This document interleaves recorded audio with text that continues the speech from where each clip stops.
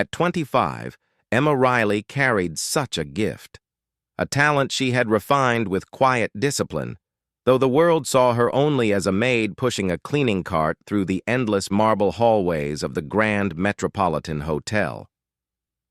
Every morning at 6:30, Emma slipped into her pressed uniform, adjusted her polite smile, and disappeared into her duties.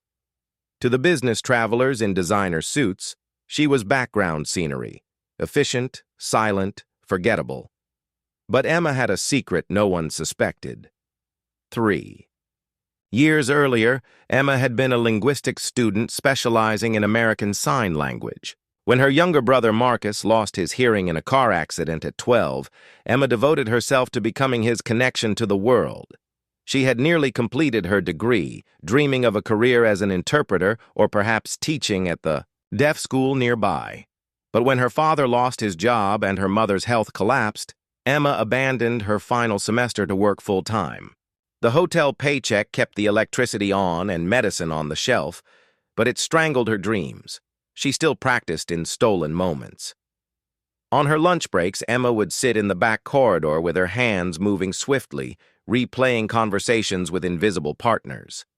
She translated news segments running silently on the lobby television, letting her fingers dance through the headlines nobody asked her to share. With Marcus, she still signed fluently every evening, but outside those walls, her gift remained, hidden. Mrs. June Hall, the housekeeping supervisor, had spent more than 3 decades at the Grand Metropolitan. She had an eye for people, and she noticed Emma. The girl's quick hands, the way her face came alive around deaf guests. It wasn't ordinary. "She's meant for more than dusting headboards," Mrs. Hall confided one night to her husband. The Grand Metropolitan wasn't just another hotel. It was a stage where billion-dollar negotiations unfolded over croissants, where diplomats whispered secrets behind closed doors, and where the wealthy arrived simply to be noticed. Staff understood the hierarchy well. There were the visible faces at the front desk or concierge, and there were the invisible ones like Emma, who made sure everything ran flawlessly while staying out of sight. Emma accepted her place with dignity. She worked carefully, folding towels into crisp perfection, making rooms gleam, even though the powerful clients hardly saw her at all. That Tuesday began no differently. Emma clocked in early, collected her cart, and was assigned to the top executive floors, 40 through 45, where only the most important guests stayed. Her third stop was Suite 4247. After knocking and getting no reply, she entered quietly. The room was nearly untouched, except for a laptop closed neatly on the desk and a single coffee cup gone cold. Then she saw him.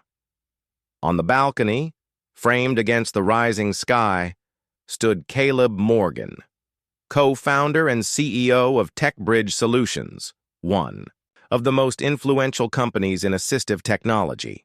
His back was to the room, his posture taut, as if he carried an invisible weight. Caleb Morgan was a name the world knew, hailed as a visionary, splashed across magazine covers, celebrated for creating affordable AI-powered hearing aids that transformed lives. What most didn't know was that his passion had roots in personal struggle. As a child, Caleb had lived in silence for 2 years. After an accident, his hearing restored only through experimental surgery. Those lost years had never left him. They had carved his purpose. But now, standing alone on that balcony, Caleb was facing a different kind of silence, a hollow isolation that came from success. He had built a global empire, but somewhere in the climb he had misplaced meaning. Emma's breath caught when she noticed his hands. They moved in a halting, clumsy attempt at a sign. Not fluent, but unmistakable. The word was simple: help. Without thinking, Emma tapped on the glass. Caleb turned, startled. Their eyes locked, the invisible maid and the celebrated CEO. And then, slowly, Emma lifted her hands and signed with calm clarity. "Good morning. You are not alone." Something shifted in Caleb instantly.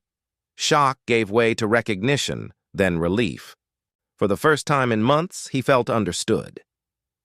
2 days later, Emma was restocking supplies when Mrs. Hall approached with an unusual look, half puzzled, half serious. "Emma, you need to go to the 47th floor. The executive offices. Now!" Every housekeeper in the room froze. That kind of summons was unheard of. The elevator ride stretched endlessly, carrying Emma into a world of hushed voices, glass walls, and expensive stillness. A receptionist directed her to a large corner office. The nameplate read, "Caleb Morgan, CEO, TechBridge Solutions." Emma knocked, lightly. A voice inside called, "Come in." Behind the imposing desk, Caleb lifted his eyes toward her, and in them, Emma saw the same recognition, the quiet understanding that had passed between them on the balcony. On the balcony. "Please sit down," he said, gesturing to a chair. Emma perched on the edge of the seat, her back straight, hands folded. Everything about her posture said, "I don't belong here," but her eyes held steady contact with his. "You're Emma Riley." He said it wasn't a question. "Yes, sir. The other morning on the balcony you signed to me." Emma's cheeks flushed. I'm sorry if I overstepped, sir. I saw that you seemed... I just wanted... Don't apologize." His voice was firm but not unkind. "How long have you known sign language?" "Since I was 18. My brother Marcus lost his hearing in an accident, and I learned so I could communicate with him." "You learned for your brother?" "Yes, sir. And then I studied it in college. I was going to be an interpreter." Was going to be Emma's hands twisted in her lap. "I had to drop out. Family circumstances. I needed to work." "What's your brother doing now?" "He's finishing high school. He wants to study engineering. He's brilliant with computers and technology." Pride crept into Emma's voice despite her nervousness. "And you're cleaning hotel rooms so he can pursue his dreams." "It's honest work, sir. I don't mind it." But Caleb could see that she did mind. Could see the intelligence and capability in her eyes that were being wasted. "Emma, I'm going to ask you something unusual. My company is developing new AI-assisted communication tools for the deaf community. We need someone who understands both the technical aspects and the human element of sign language communication. Would you be interested in consulting on this project?" Emma stared at him, certain she'd misunderstood. I'm sorry, what?" "I'm offering you a consulting position part-time initially so you can continue your current work if needed, but it would involve using your sign language expertise to help develop better technology. Mr. Morgan, I appreciate the offer, but I'm not qualified for that kind of work. I never finished my degree, I'm just a housekeeper. You're a person with specialized knowledge and genuine compassion. That's exactly what this project needs." Emma shook her head. "You don't understand. I dropped out. I gave up. I'm not the kind of person who works on important projects." Caleb leaned forward. "Emma, can I tell you something? When I was a child, I was deaf for 2 years. Not by choice, but because of an accident. Those years taught me something that no business school could. The difference between hearing and truly listening. Between speaking and truly communicating." He paused. "Everything I've built since then has been trying to bridge those gaps for other people. But lately, I've been so focused on the business side that I've lost touch with the human side. When you signed to me on that balcony, you reminded me what this work is really about." Emma sat quietly, processing his words. "What exactly would I be doing?" "Initially reviewing our user interface designs from an accessibility standpoint. Testing our AI's ability to recognize and interpret sign language accurately. Eventually, you might help train our development team on the nuances of deaf culture and communication. And if I mess up, if I'm not good enough, then we'll figure it out together. That's how real innovation happens. Not through perfection, but through genuine effort and willingness to learn." Emma looked down at her hands. the same hands that had spent 3 years folding towels and scrubbing bathrooms, the same hands that danced through complex conversations with her brother every evening. Could they really be capable of something more? "I need to think about it," she said finally. "Of course. Take all the time you need." Caleb slid a business card across the desk. "That has my direct number. When you're ready to talk, call me." Emma took the card, its weight somehow significant in her fingers. "Thank you, Mr. Morgan, for seeing something in me that I'm not sure is really there. It's there, Emma. The question is whether you're ready to let other people see it too." That evening, Emma sat at her family's kitchen table, the business card in front of her like a door to another world. Marcus was beside her, working on calculus homework. "Something's bothering you." Marcus signed during a break. Emma picked up the business card. "I got offered a job today. A different kind of job." She explained the conversation with Caleb, watching. Marcus's eyes grow wider with each detail. "Emma, this is incredible. This is exactly what you were meant to do." "I'm not qualified, Marcus. I never finished school. You know more about sign language than most people with degrees. You understand what it's like to live with someone who's deaf.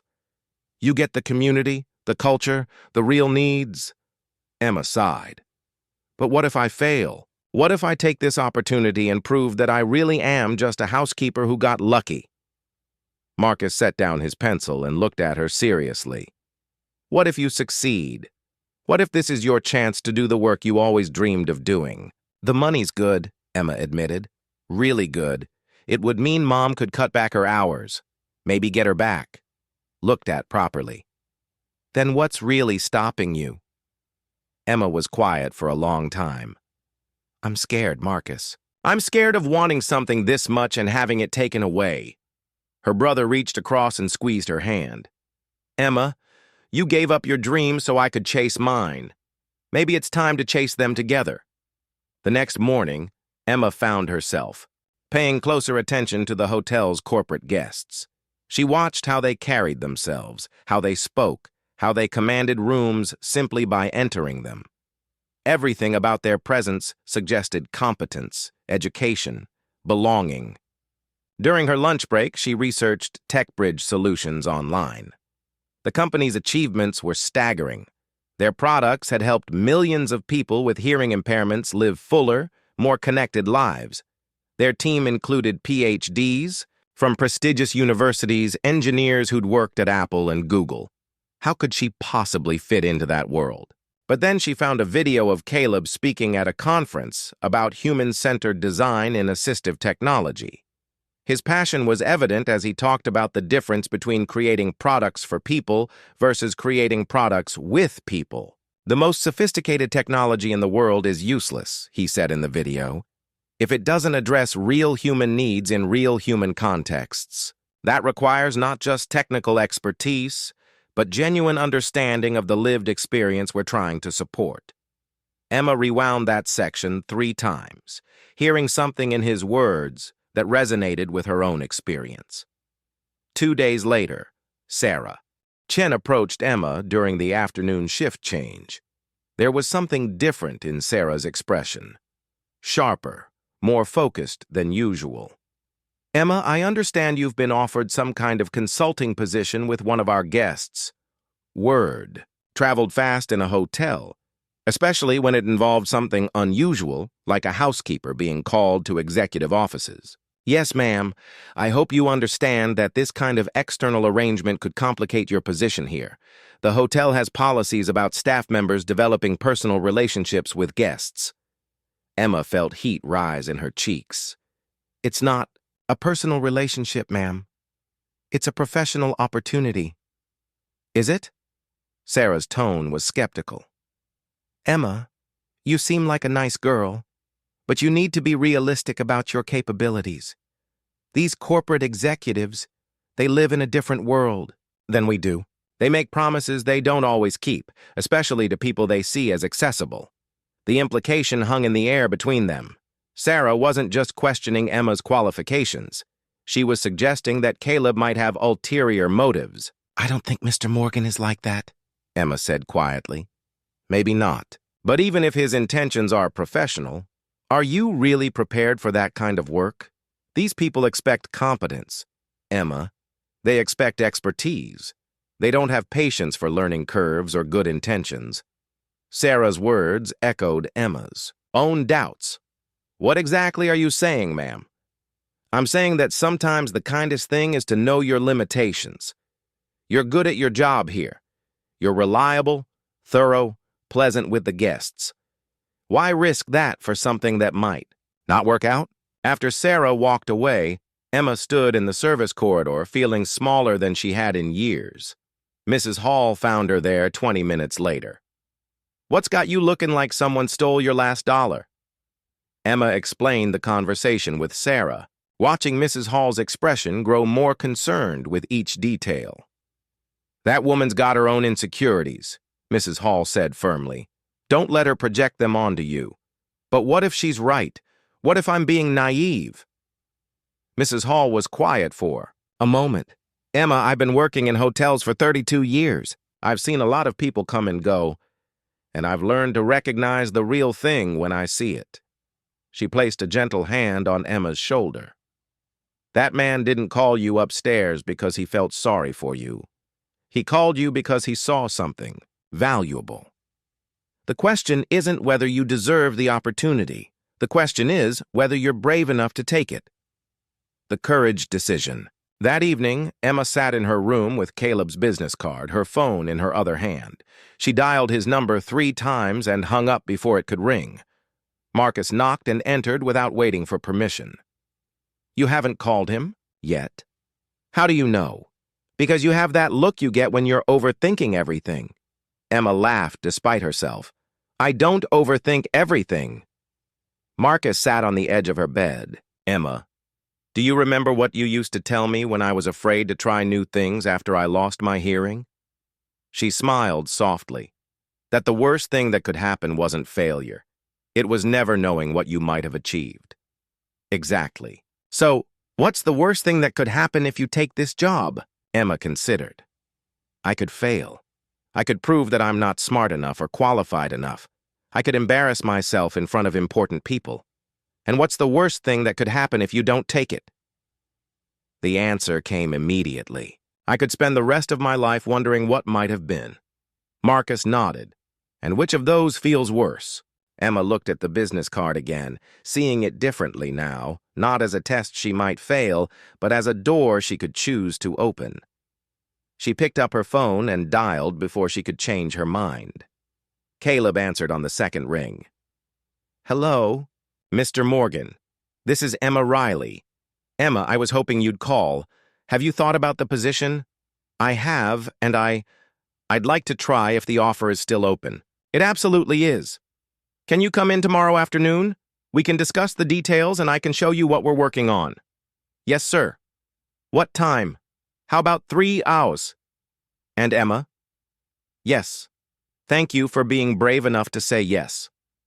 After she hung up, Emma felt something she hadn't experienced in years, genuine excitement about her professional future. The fear was still there, but it was overshadowed by possibility. Marcus grinned at her.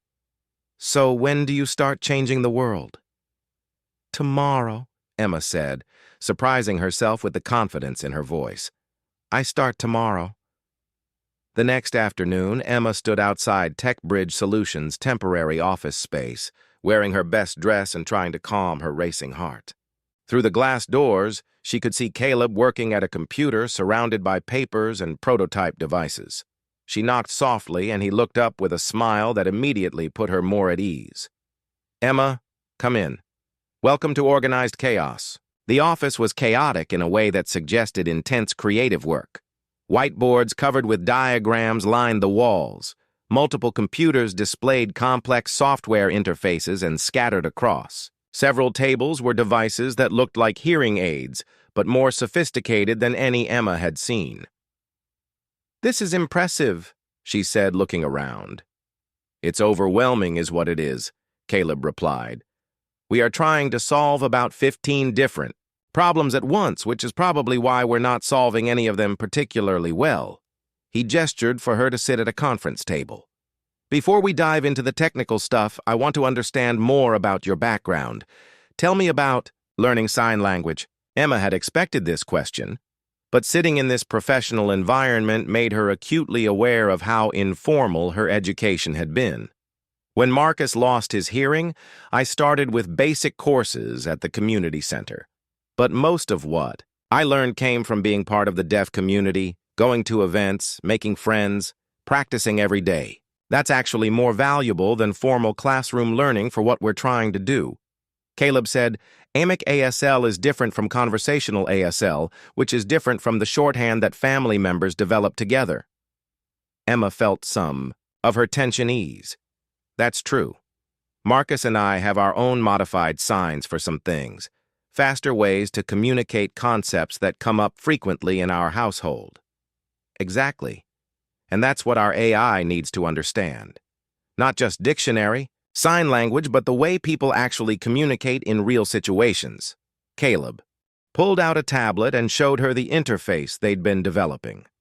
Right now, our recognition software is about 70% accurate with formal ASL signs performed slowly and clearly, but with natural conversation, the speed and fluency that actual users would employ, the accuracy drops to about 40%. Emma studied the screen, immediately seeing several issues. The hand positioning sensors aren't accounting for regional variations in signs, and some of these gesture mappings are wrong. Wrong how? Emma demonstrated, showing him the difference between what the software was interpreting and what the signs actually meant. This gesture the system thinks means confused, actually means frustrated. They look similar, but the emotional context is completely different. Caleb leaned forward, suddenly animated. That's exactly the kind of insight we need. Can you walk through the interface and identify other areas where the interpretations are off? For the next 2 hours, Emma found herself completely absorbed in the work. Her nervousness disappeared as she focused on problems she actually understood and could help solve. This wasn't about having formal credentials. It was about having lived experience that could improve technology for people like Marcus. Emma, Caleb said as their session was winding down, this has been incredibly helpful. You've identified more usability issues in 2 hours than our previous consultant found in 2 weeks. Emma blushed. I just know what works and what doesn't from daily use. That's exactly what makes you valuable. Technical expertise is important, but understanding the human element is what turns good technology into technology that actually improves people's lives. 3 weeks later, Emma had been working with Caleb's team regularly. The improvements to their AI system had been remarkable. Accuracy had jumped to 87%, and beta testers were reporting significantly better communication experiences. But Emma's dual existence was becoming increasingly difficult to maintain. One morning, she was cleaning the lobby restrooms when she heard raised voices from the adjacent corridor. Through the partially open door, she could see Sarah talking, with Caleb near the elevator bank. Mr. Morgan, I appreciate your interest in helping our staff, but Emma Riley simply isn't qualified for the kind of role you're describing. Emma froze, realizing they were talking about her. With respect, Caleb replied, his voice carefully controlled. I think I'm qualified to determine what skills my company needs. Emma doesn't have the educational background or professional experience for technical consulting work. She's a housekeeper, Mr. Morgan, a very nice girl, but not someone who belongs in a corporate environment. Ms. Chen, Caleb's voice had grown noticeably colder. I've worked with Emma extensively over the past month. Her insights have been invaluable to our project development. She understands both the technical and human aspects of assistive technology in ways that our formally educated consultants missed entirely. I'm sure she's been very helpful with basic feedback, but surely you need someone with actual credentials for serious development work. The people with those credentials missed problems that Emma identified immediately. Emma Riley has contributed more to our product development in 4 weeks than our previous consultant contributed in 6 months. The ultimatum. Emma heard Sarah's heels clicking rapidly down the corridor. Then Caleb's voice much closer to the restroom door. "Emma, I know you're in there. Can we talk?" Emma emerged mortified. "I'm sorry. I didn't mean to eavesdrop." "You don't for need to apologize. What Sarah just said about you, none of that is true. You're not out of your depth. You're not unqualified. You're exactly what this project needs." Emma felt tears threatening. "But she's right about my education. I never finished college. I don't have technical credentials." "Emma, do you know what my first job was? I was a stock boy at an electronics store. No college degree, no technical training, just curiosity and willingness to learn. Everything I know about business and technology, so I learned by doing it." He leaned against the wall. "The most successful people I know aren't the ones with the most impressive resumes. They're the ones who see problems clearly and work persistently to solve them. That's exactly what you've been doing." Emma wiped her eyes. "Sarah says, I have to choose between the hotel job and working with you." Caleb's expression darkened. "That's completely inappropriate. There's no legitimate conflict of interest here. Maybe she's right, though. Maybe I should stick with what I know I can do." "Well, Emma, listen to me carefully. In 3 weeks, TechBridge is opening a permanent office here in the city. We need a director of user experience, someone who understands our technology from both a technical and human perspective. The salary is $90,000 a year plus benefits and equity in the company." Emma's eyes widened. "That was nearly triple what she made at the hotel. I want to offer you that position. Not because I feel sorry for you, not because I'm trying to be charitable, but because you're the right person for the job. You've already proven that director of user experience. You'd be working with our development team to ensure that everything we create actually serves the needs of the deaf community. You'd be traveling to conferences, meeting with user groups, guiding product development from the ground up. The opportunity was staggering. What if I fail? What if I can't handle that level of responsibility? Then we'll figure it out together." "But Emma, failure isn't trying something difficult and not succeeding immediately. Failure is not trying at all because you're afraid of what might happen." Emma thought about Marcus, about their mother's medical bills, about all the dreams she'd put aside. Then she thought about the past month, about how alive she'd felt working on meaningful problems. "I'll need to give the hotel 2 weeks' notice." Caleb smiled. "Does that mean you're accepting the position?" "Yes. Yes, I'm accepting the position. Welcome to TechBridge Solutions, Director Riley." 6 months later, Emma walked into TechBridge's new offices wearing a business suit that no longer felt foreign. Her office had her name on the door. Emma Riley, Director of User Experience. The breakthrough came during a presentation to potential investors. Emma was demonstrating their latest AI interface, showing how it could facilitate communication between deaf and hearing family members. The key innovation, she explained, isn't just that our AI recognizes sign language accurately. It's that it understands context, emotion, and cultural nuance. It doesn't just translate words, it facilitates real connection. She showed a video of Marcus using the technology to communicate with their mother. The AI captured his tone, his humor, his personality. "This is what assistive technology should do," Emma said, her voice growing stronger. "It should help everyone communicate more fully, more authentically with each other." The room erupted in applause. "Ms. Riley," one investor said, "that was the most compelling demonstration of user-centered design I've seen in 20 years. This isn't just a product. It's a bridge between communities." A year later, Emma found herself back in the Grand Metropolitan's lobby as a featured speaker at a conference on workplace diversity. Mrs. Hall was in the audience, now working part-time for TechBridge. So was Marcus, enrolled in engineering, school with scholarship support from TechBridge's Educational Foundation. 18 months ago, Emma began, I was cleaning rooms in this hotel. I was invisible to most people here, just part of the background machinery. She paused, looking out at the audience. But I wasn't invisible because I lacked talent. I was invisible because I was working in a system that only saw me in terms of my current job title, not my actual capabilities. Emma told her story.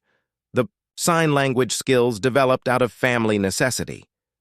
The college dreams abandoned for financial reality. The consulting opportunity that grew into a career transformation.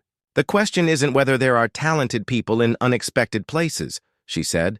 The question is whether we're willing to look beyond our assumptions about where talent comes from. She clicked to a slide showing TechBridge's latest product, communication device that had helped thousands of families. This technology exists because someone was willing to value lived experience as much as formal education. Every organization has people whose potential is invisible to traditional evaluation methods. The companies that learn to see and develop that potential won't just be more diverse, they'll be more innovative and more human. The applause was sustained and enthusiastic. Sarah Chen approached afterward. That was impressive, Emma. I owe you an apology. I was wrong about your potential. Emma studied Sarah's face, seeing genuine remorse. We all make assumptions. The important thing is being willing to revise them when we get new data. I should have supported your opportunity instead of trying to undermine it. I'm sorry. Emma nodded. I appreciate that, but I've learned that there isn't just one way to build a meaningful career. Perhaps the most important change wasn't in her external circumstances. It was in her understanding of her own worth. She'd learned that value doesn't come from credentials or job titles. It comes from the willingness to contribute your unique perspective to solving problems that matter. The young woman who had once signed "Good Morning, You Are Not Alone" through a hotel window had learned the most important truth of all. None of us are alone in our potential for growth and meaningful impact. We just need someone willing to see it, someone brave enough to pursue it, and someone wise enough to share it with others. The silent language of possibility speaks to everyone. The question is whether we're patient enough to listen. If this story touched your heart the way it touched mine, I'd love for you to join our community. Subscribe for more stories that remind us all that kindness never goes unnoticed, and every act of love creates ripples we may never see, but others surely feel.